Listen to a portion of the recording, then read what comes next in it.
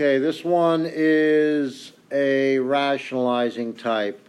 If you put in a 0, I believe you get a 1 minus 1, which is 0 over 0. It's the indeterminate form. Now, that just means we have to use one of the techniques. Because I see a radical, I think rationalizing. The conjugate of a minus b is a plus b. I don't know why it won't write very well, but a, maybe you'll get, come on, a plus b. Now, what would be, if you did a plus b times a minus b, you'd end up with a squared minus b squared, right? Now, what is the conjugate of a radical minus 1? It would be the radical plus 1. Conjugates, all you do is you change the sign in the middle. So you'd have the radical with a plus 1. A minus b times a plus b is a squared minus b squared. If this is a, what's a squared? Good. Minus, I always use parentheses when I subtract. This time you don't need them because it's only one term, but if b is 1, what's b squared? 1. Can anybody clean the numerator up? 1 minus 1 is 0. So now I have all this other stuff on the denominator. Can the x's cancel? Now I have this. If I let the x become a 0, I would have 1 over 1 plus 1, or 1/2. That should be number 29. Okay, I wrote this one twice because I'm going to do it two different ways. First, I'm going to do it using rationalizing. I have the square root of x minus 2 over x minus 4. When you put in a 4, you get 0 over 0. So I'm going to use the conjugate. What's the conjugate of radical minus 2? Well, it would be the radical plus 2. The radical plus 2.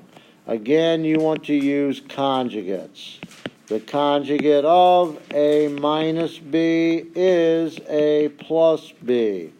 When you multiply them together, you get a squared minus b squared. Now, if this is a, what's a squared? X. Minus, if this is b, what's b squared? 4. Could that cancel with the x minus 4 on the bottom? So I'm left with this. What can I replace the x with? So now I'm going to replace the x with a 4. Square root of 4 is 2. So that limit becomes 1/4. Now, I don't know if you guys can follow what I'm about to say. I gave you, or I talked about the difference of squares, correct? X plus 1 times x minus 1 gave me x squared minus 1, right? X plus 2 times x minus 2 gave me x squared minus 4. How do you get a x and a 4 from that? Do you take square roots of each of these? So I'm going to ask you right now, can you factor x minus 4? Could it be the square root plus the square root and the square root minus the square root of 4? That's tricky. This is called advanced factoring. Now these could cancel, and you'd have this. If you replace the x with a 4, I think you get the same answer. It's just an alternative way of approaching that problem. When you see a fraction in a fraction, you might want to multiply by the least common denominator over itself. If you multiply here, the x's cancel, leaves you 2. Multiply here, the 2's cancel, leaves you x. On the bottom, you have all of this. I notice 2 minus x and x minus 2 are almost the same. So I factor out a negative to make them the same. Then they would cancel. You would be left with this.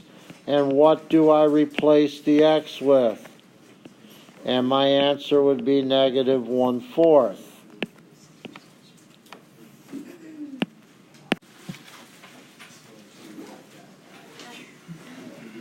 I thought it was a 45 seconds. I got more time. Yeah. I got more time. Okay.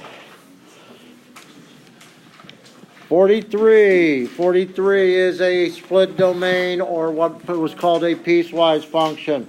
Please listen and do not make this hard. This says from the left, correct?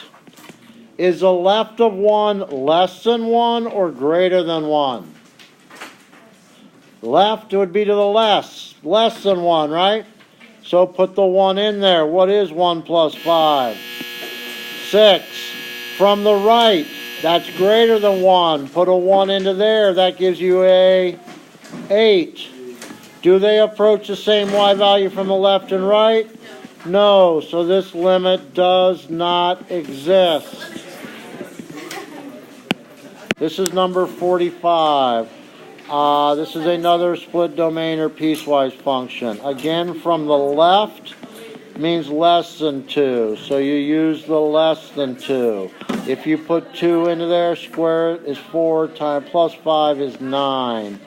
From the right of 2 is what that little plus means. That means to the right of 2 is greater than 2. Put a 2 in here. 2 to the third is 8 plus 1 is 9.